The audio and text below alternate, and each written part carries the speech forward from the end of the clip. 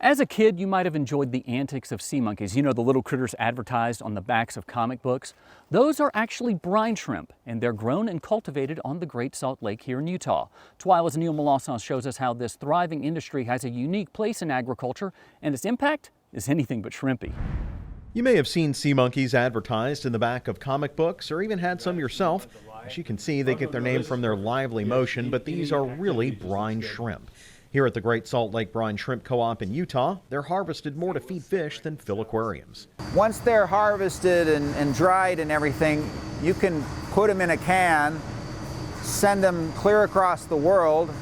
A hatchery mixes them in salt water with a little bit of light, and they can feed them to the baby shrimp and fish. Harvesting on the lake is done by boats, and at one time they all used to compete to bring in pretty much the same product. That's where the co-op has helped unite them and have a greater marketing power. All the companies on the lake except one got together and formed the Cooperative. So this is a fully integrated harvest cooperative. So they harvest, process, is what we see behind us, and sell Artemia.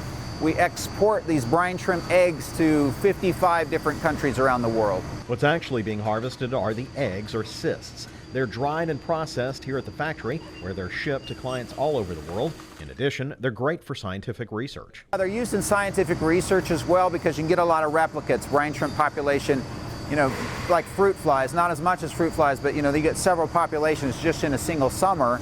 So they're good for scientific research, and they're frequently studied for that reason. The co-op has worked with both state and federal regulators to preserve brine shrimp on the Great Salt Lake. They're voluntarily imposing restrictions on themselves to keep the crop sustainable, and it's working.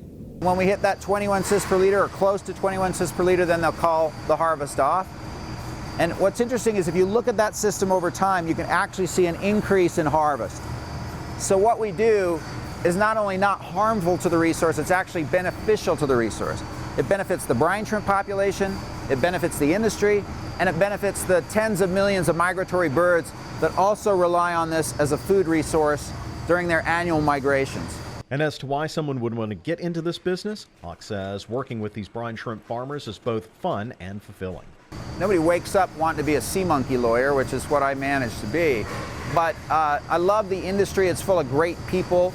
It plays an important role, just like farmers do, right? We help feed the world in a very real way. Now, to give you an idea about the scale of this, 250,000 eggs are in every teaspoon here. Now multiply that by all of this, and you can get an idea about just how big this industry is. About 40 to 45% of the global supply is right here at the Great Salt Lake Brine Shrimp Co-op.